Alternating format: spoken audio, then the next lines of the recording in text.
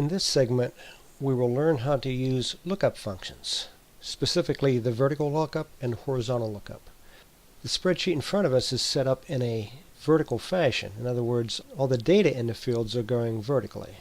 The fields go across and all the records go down. In fact, I've never used horizontal lookup. I've always used vertical lookup, and that's what we'll concentrate on today. In a lot of the enterprise systems today, it's a whole lot easier to extract the info and throw it into Excel and work on it from there. So what you have when you do that is a very complex amount of data, and it's usually broken by certain headers in there. In this case, we're looking at an accounts receivable system, and we have an account number, invoice date, due date, and invoice amount. And what we're going to do here is extract out certain information out of this. Typically you'd work on the extraction itself, but what we're going to do is just extract out of the extraction just a little piece of data and then work with a table array, which is off here to our right. So the first thing I'm going to do is extract out of this data a month off the due date. So this is just an aside, but I'll put month,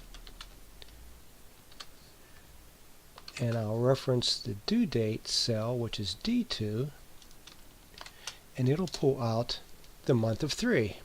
I'll just copy that down, and that gives us our raw data.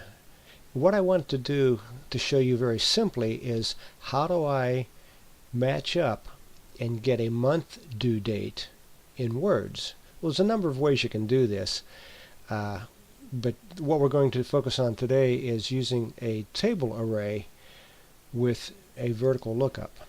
So the easiest way to do this is probably to go to the function wizard and stick in, let's go to lookup. There we go. You can see there's the horizontal lookup, and it's got a whole bunch of stuff. It looks for a value and a table or array of values. We'll go down to the vertical lookup, click on it, and let's see what we get. Lookup value. What we want to look up is the value that corresponds to this month. So I'm going to click on G2. What I'm looking for is something that equates to G2 over here in this table array. So go in a table array, and I'm going to put in the address for the whole table array.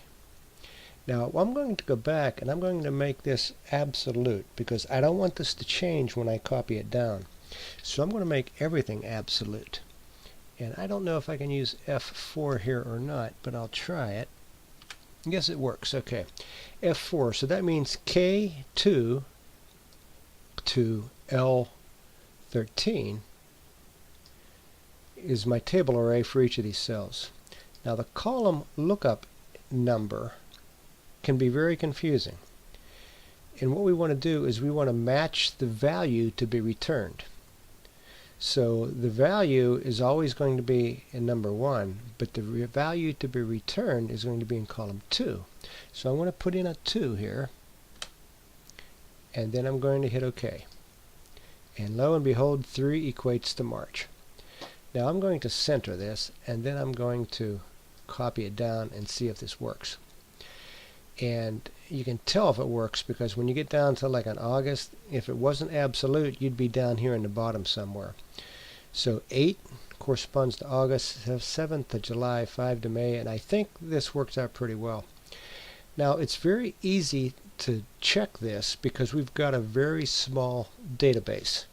But when you're looking at thousands and thousands of records, you're going to be copying this thing down to the end of the records, maybe using an end down command. But what you have to do is you have to test the results, not only at the top, but throughout the middle and then at the bottom. So you pick a sample and you test these things to make sure that what you returned is what you expected to return. If I look over here on a due date, I'd see a March date, and that works. I'd see a July for July, a May, July. So even though I've got a total sample here, you can do a sample on your humongous databases to return something else. As I mentioned, typically you'd return something from one of these databases. And if it could be that you return a due date of the invoice in its entirety to some sort of a table. And what you're looking for in that respect is what's overdue. Why haven't these guys paid would be the next question, and you'd have to have your accounts receivable department give them a call and check it out. But there's a very simple way to set up a table array, and you can see on each of these formulas that the K2 through the L13 doesn't change. The 2 doesn't change, but your G8 is a relative cell reference, so it will change as you copy it down. And this concludes the section on lookups, specifically vertical lookup functions.